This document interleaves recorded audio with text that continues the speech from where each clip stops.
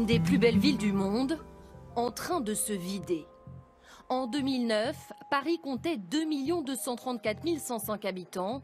En 2014, 2 220 445. 13 660 personnes de moins en 5 ans. Pour la mairie de Paris, l'un des responsables, les sites de location entre particuliers comme Airbnb. En rouge, les appartements proposés par la plateforme qui envahissent la capitale. Il y en a près de 60 000 aujourd'hui à Paris. Depuis 2009, 20 000 logements auraient été reconvertis en location touristique. Cet homme propose sur Airbnb une dizaine d'appartements. C'est un business, quoi. On n'y habite pas, quoi.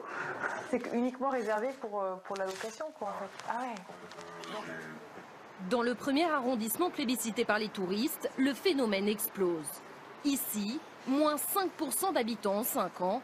Pour le maire, un désastre économique. Les occupants qui viennent pour un week-end ne consomment pas dans les commerces locaux, ce ne sont pas des enfants qu'on inscrit dans les écoles. Donc c'est un phénomène négatif et il faut lutter contre la multiplication de ces locations de courte durée. Airbnb se défend en affirmant qu'il permet aux familles parisiennes d'arrondir leur fin de mois et ainsi de rester vives dans la ville lumière.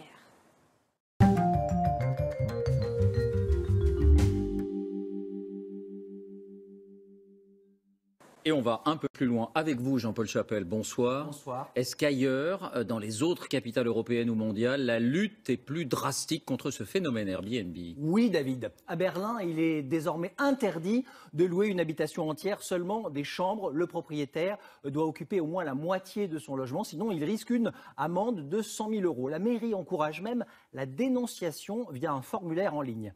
À Londres, à partir de cette année, interdiction de louer plus de 90 jours par an. À Amsterdam, c'est 60 jours maximum. À Barcelone, les propriétaires doivent obtenir une licence de location touristique. À New York, la mairie interdit à un propriétaire de mettre plusieurs appartements en location et il ne peut louer que 30 jours par an. À San Francisco, la mairie a tenté de réduire ce plafond à 75 jours, mais les habitants s'y sont opposés par référendum. Ça reste à 90 jours par an. Vous voyez que c'est devenu un débat public. Et Airbnb, on s'imagine souvent que c'est une petite start-up. Est-ce que c'est toujours le cas?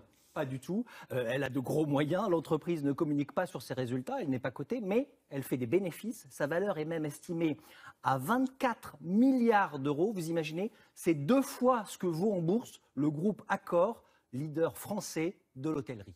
Merci.